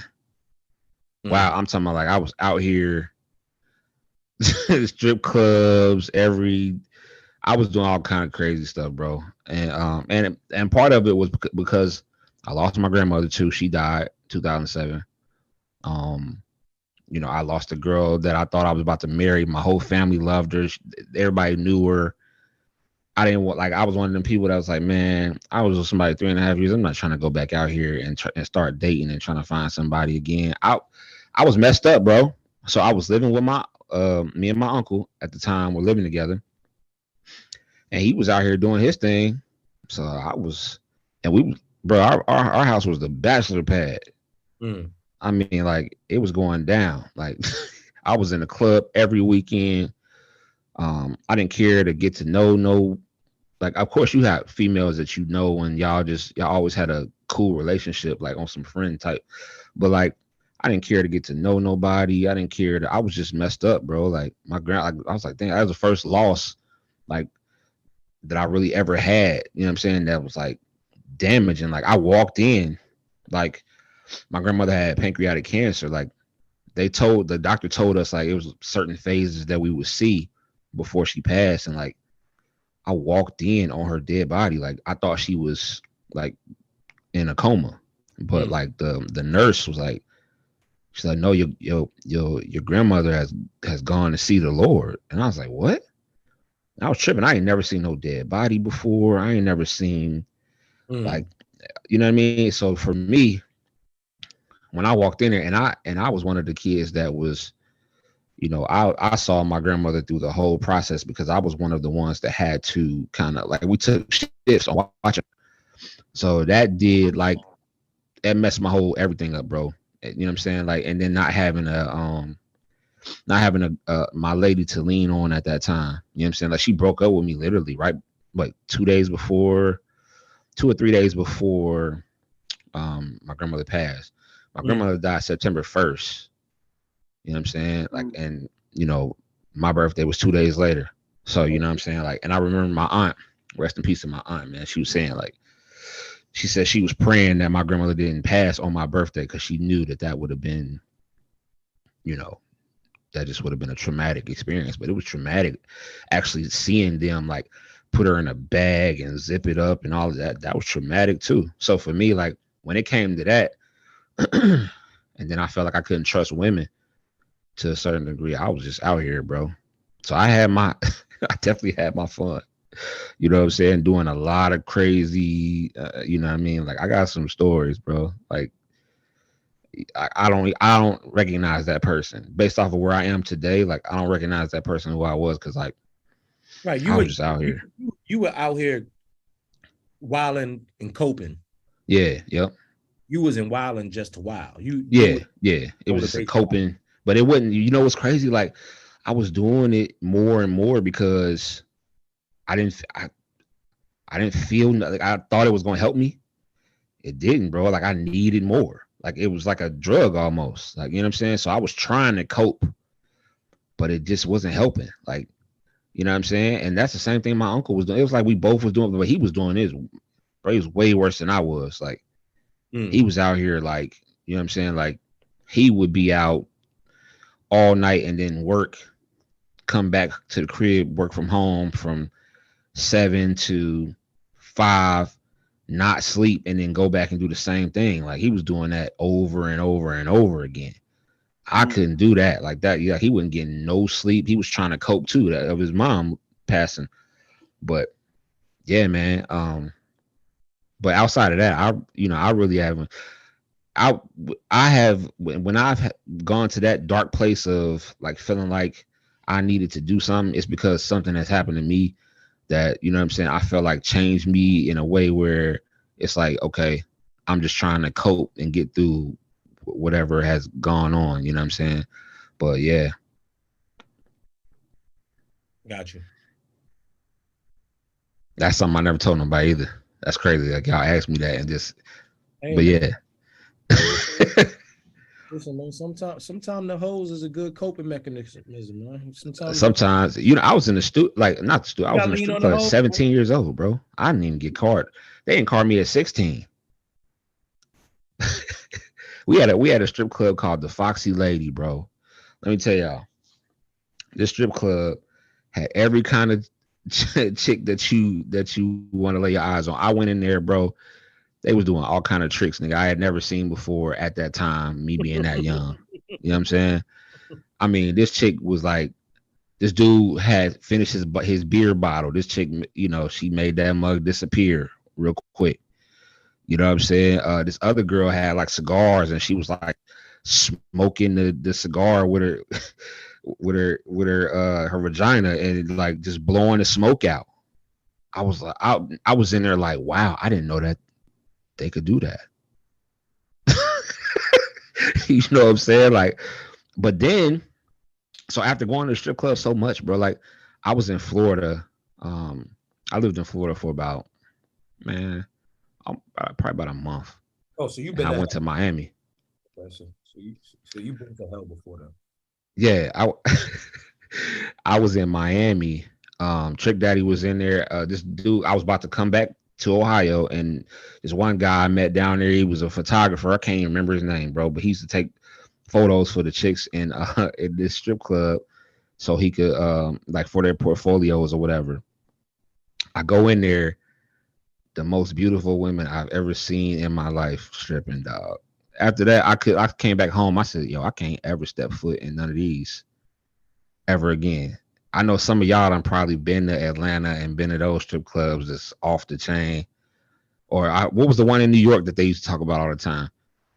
There's a few of them that used to be popping all the time back in the day. Sin City, Sue's Rendezvous. That's what I heard about, Sue's Rendezvous. I heard about that too. But like these women in Miami were so beautiful, bro. I was like, and then like one of them came up, grabbed me, was like, you know, you such and such homeboy, like I'm gonna give you a free like dance in the back. I'm like, all right. We go back there and like this girl was literally in college. And she literally was doing that to pay for college. Like, you know how you think like you hear that, but like that's really, she really was like, I mean, that's it was real. crazy. That's real. I mean, whether they in there for college or not, they in there to pay something. Yeah. Got bills like so I had a different respect. Like my respect was like I was like, oh yeah, okay. Yeah. And she told me like she was like trying to be like a nah. We didn't get to know each other that long, bro. It was like a one night, you know what I'm saying? Like I was going back home the next, I was on a flight the next day. So, you know what I'm saying? But yeah, hey, nah. I don't want to keep going down it. Let me ask y'all this. What's the furthest you guys have ever traveled for some ass?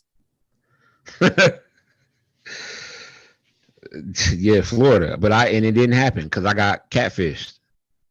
Wait. You went from Ohio to Florida, okay? And you like, man, I got catfished, bro. What? That was the word. Like, and I can tell you, we can talk about that if y'all want to know this story. I can tell it real fast. Yeah, please. Yeah. So, do y'all remember? Do y'all remember like getting on like Yahoo Messenger and all of that, like Black Planet, meeting all these chicks, right? Yeah. Met this girl. She was Jamaican and black. You know what I'm saying? And like I had a webcam. You know what I'm saying? I was jumping as a, you know what I mean, as an adolescent. Like, you know what I'm saying? I had a webcam and the whole nine. I'm like, so I'm taking pictures. I'm trying to get to know these people, right? Meet this cool chick. She lived in Florida, Fort Lauderdale to be exact. You know what I'm saying? And some things happened. We got real cool. And, you know what I mean? We started to vibe a little bit, and there was some stuff going on in Ohio, and I had to leave at the time. So I left. You know what I mean? She like, come down here. We, you know what I'm saying? You can just come and chill. Like, you know, stay with me and my sister and my brother. We good. Like, all right. I met her brother, like, you know what I'm saying? Like I had actually seen like him, and like she had sent me pictures of her and her sister. So I'm like, all right, cool. Like, whatever. She's like, I'm gonna meet you at the airport. I bet. I get down to the airport. I hit her up. I'm like, yeah, I'm down here. She's like, all right, I'm almost there, whatever. Like, all right, cool. Bro, I'm sitting there probably 30, 45 minutes maybe, chilling. And this girl comes in. She's like, Kevin? And I was like, yeah. She's like, Melissa outside, you know what I'm saying? And I'm like, okay. She was like, so you can just come with me. I'm like, cool. Now the voice I remember, like the voice that I heard sounded like her sister. I'm like, okay, the picture that she sent me of her sister, that wouldn't. I'm like, maybe I'm tripping. I get outside, bro. This is no lie. I get outside. There's this short, dark skin, like real, like just like she cool, but I'm just for the purpose of man, just say explaining fat, what I thought, right? Just say she fat. Go ahead. She was a bigger girl, right? But she was real short, probably like 5 foot, and like she was a bigger girl. You know what I'm saying? 5 foot, and her mom was, huh? Big girls need love too, man. Nah, for sure. You right. Her mom was in the passenger seat, and her mom was full Jamaican. She didn't speak no English whatsoever at all. Her sister, who came inside, like she sat in the back seat with me. I put my stuff in the trunk. Like her mom is clearly mad because she did not know I was coming here, like, and all of that. But like I'm in the back seat, and I'm like, it's one of the moments where you just, I'm like, pull out the picture like, yo, am I in the right car? I'm tripping. Like, I'm like, maybe I'm all right, maybe I'm tripping, right? So then on top of that, bro, we get back to their place. They were very nice people.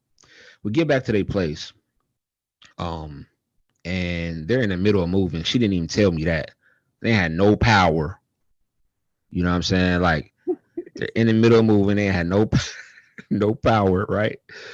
So I'm like, yo, like, where y'all moving to? And she like, yeah, we moving probably in, 5 days. And that, bro, they had nothing cleaned up. I mean, like nothing boxed up. I'm like, so, like, how y'all, like, what's, man? I'm confused. They ain't pay that light bill, man. They ain't had no money for that light bill, man.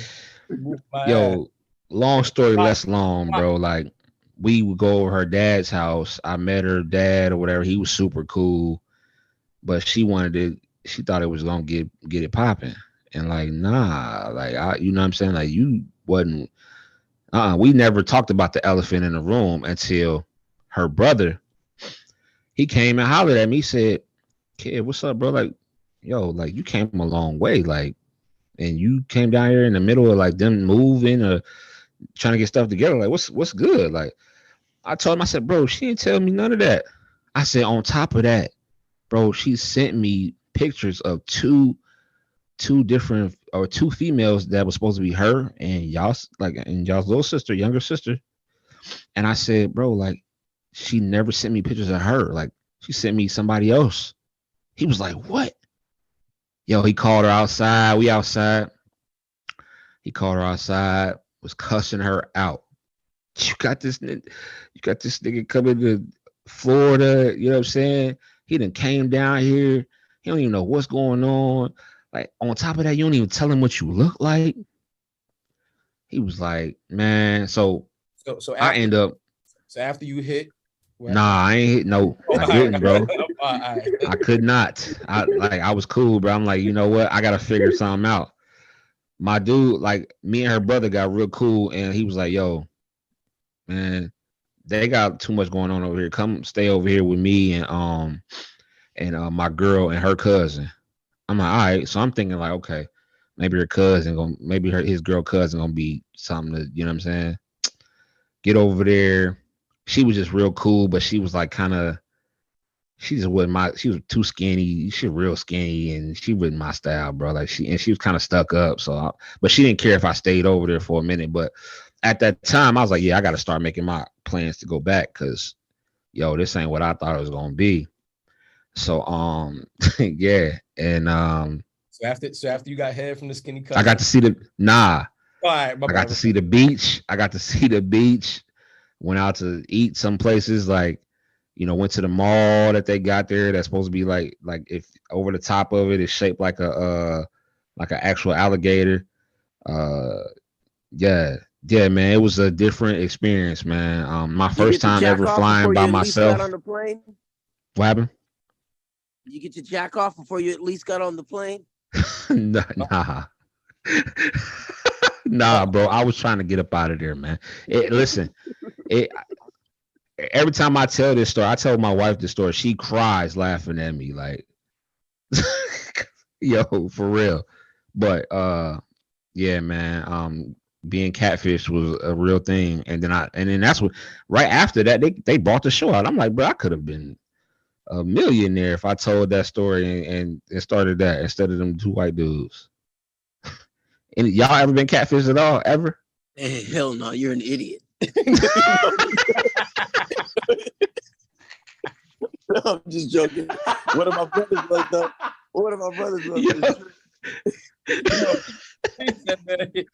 He said, hell no, I ain't been no cat. Yo, he said, nah, you're an idiot. Hey, there was this one time though that goodness.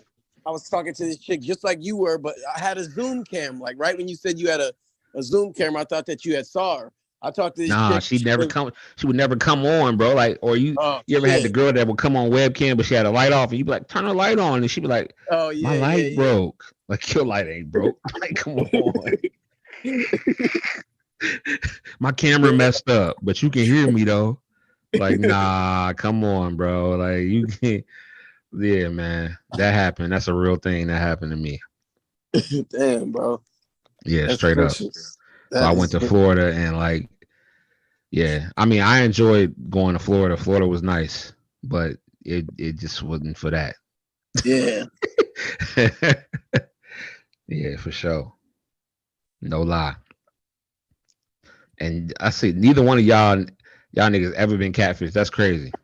Oh, no, I've been catfish before, but I never been catfish and met them.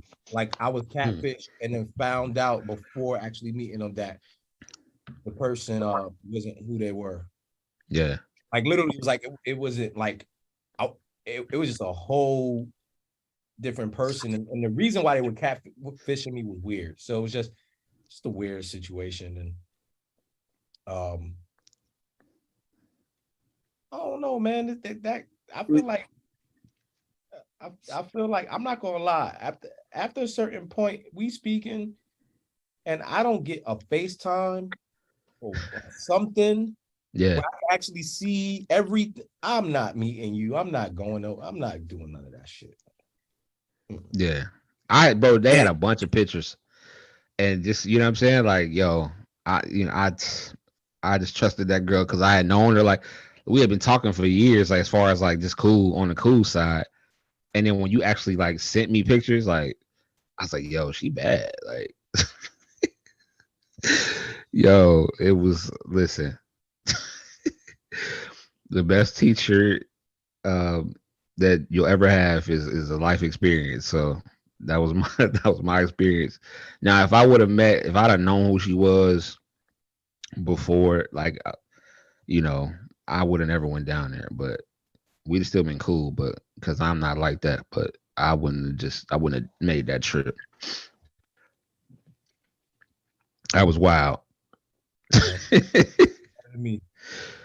Yo, man, real quick, tell me about your man, Ja Morant, man.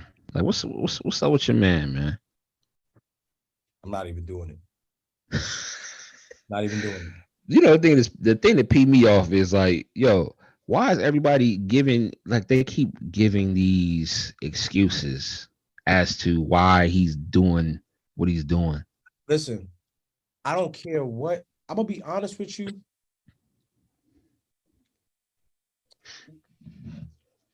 What he's doing by law isn't crazy. It's not out of pocket. Right. It's legal where he's at to carry. So by law, he's not doing anything out of pocket. Now, right. NBA is a privately owned organization, so they set whatever rules. They have morale clauses and different things like that. Right. The first time you get caught, yeah, you got caught. You did some stupid shit. People do stupid shit. Cool. You're 23 years old. Even then, I still think it's crazy. But you did something stupid. Who are we to go ahead and judge them? We've seen people do even worse shit. Right. Cool. I can let that go. You do this shit again.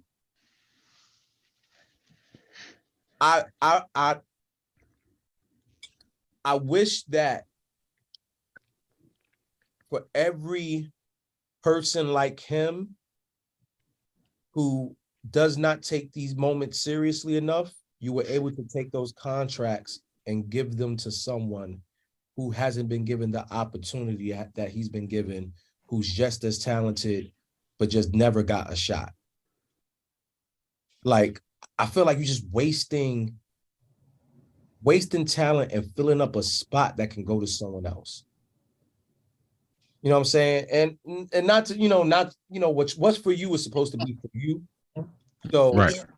I don't want to be the guy that's like, yo, you weren't meant to have this. You know, that's not for me to say. But it just feels disrespectful to all the unfortunate people who weren't able to make it to high school, finish out high school, weren't able to get to college, who weren't fortunate enough to get a scout to come check them out, who might have got injured. It's just like, fam, you make almost $300 million. Guaranteed money, bro. At 23 years old, and you're telling me you can't keep it together because you want to go in the car or you want to go around and flash a gun and play NBA YoungBoy. Like, bro, NBA YoungBoy is probably in the crib like, nigga, this nigga stupid. Yeah, he wild. Like, bro, like he don't even do that shit. And he's the person that you playing each time. Like, it's just, so it's unfortunate that we have to go ahead and speak about him in this manner because at the end of the day, we want to uplift, black men. Yeah, for sure. But sometimes you gotta call a spade, fam. You just doing a bunch of dumb shit. I wouldn't give a fuck how good a basketball player you was. You ain't Michael Jordan. You ain't LeBron.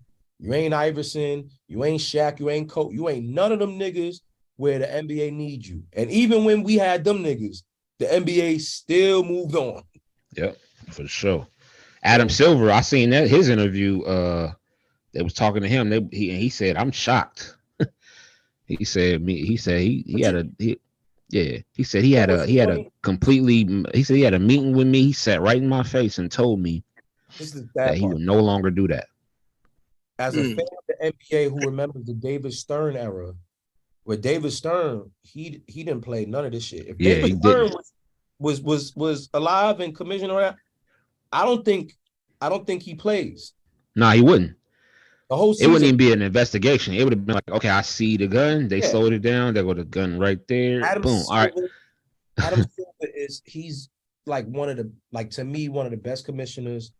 He's very understanding. He still sticks to his shit, but he seems like a guy that's like, yo, I get it. Like he's a human, yeah. But you pushing his hand. So now when the NBA decides, yo, we gonna figure. He got one more mess up, and he'll never play an NBA game again. And this is what his second year, third year. You only 3 years in. I give him. He got one mess up, one little thing. It can be whatever. You got one more time to do something. Your ass is out the league. Yep.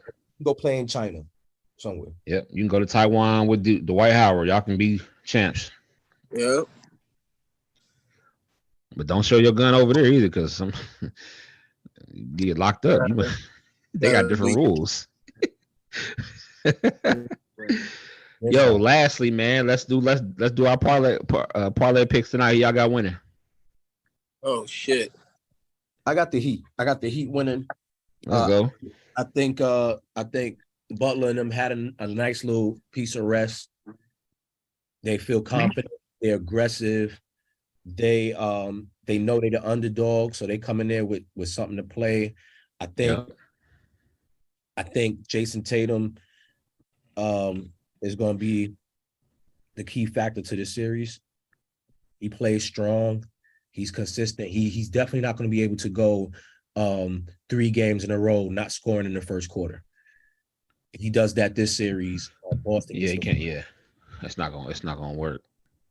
Yeah, but I mean, it's gonna be a good game. It's gonna be a good game. It's gonna be a good series too. And I think and you know what happened last night, bro? The Lakers gonna be fine.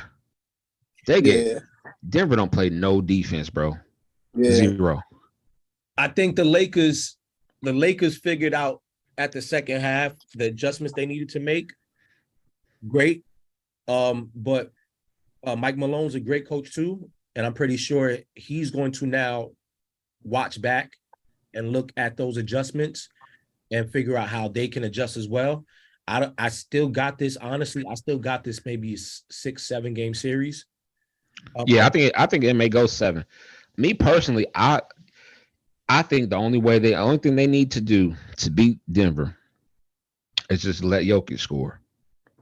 Let him do his, not let him score, but don't double team him is what I mean. Like Jokic, this is the great thing about Jokic. You rarely see him get double teamed. But Schroeder was doubling last night, and I was like, yo, why does he keep Jokic commands so much attention on the floor in every way.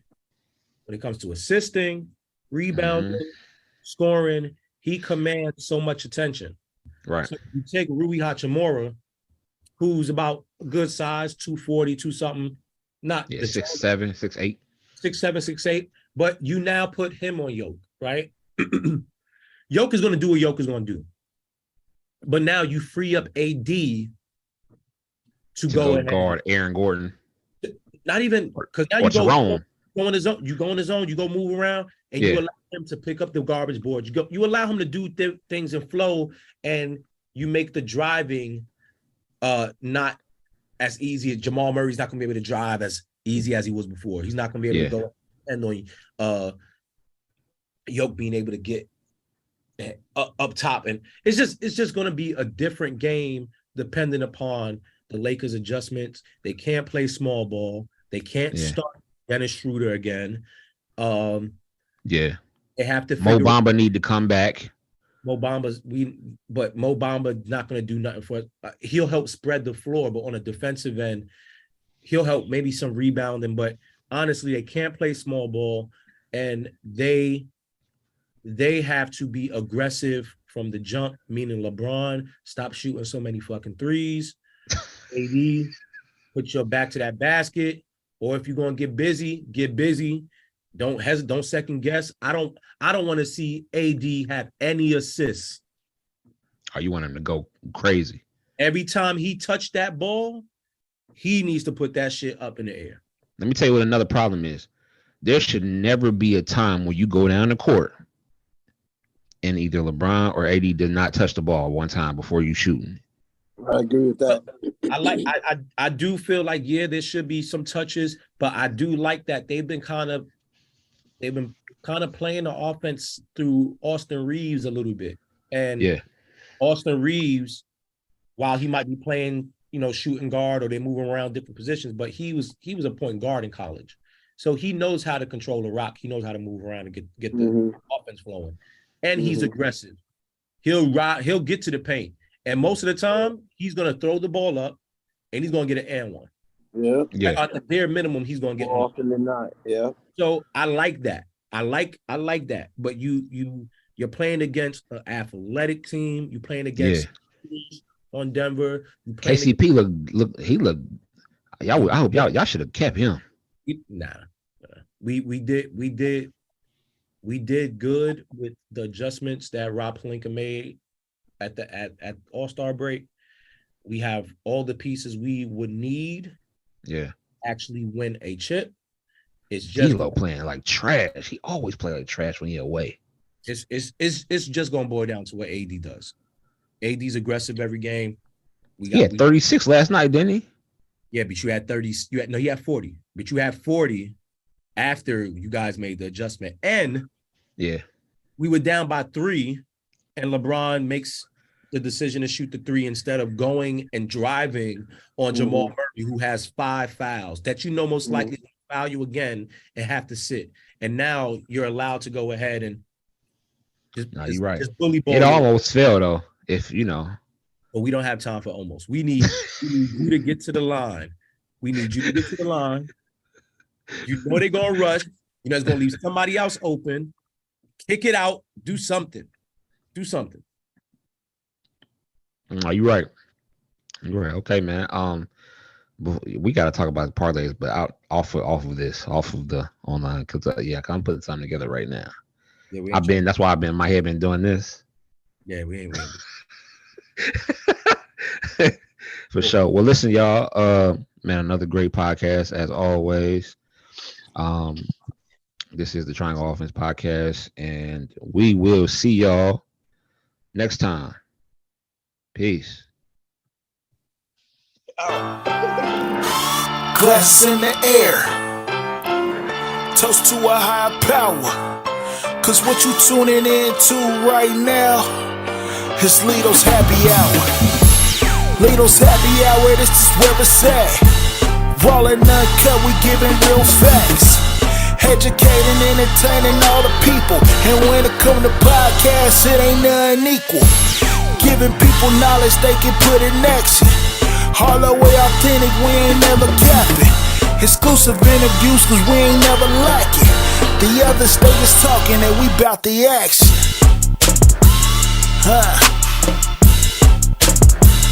Glasses in the air. Toast to a higher power. This is Lito's happy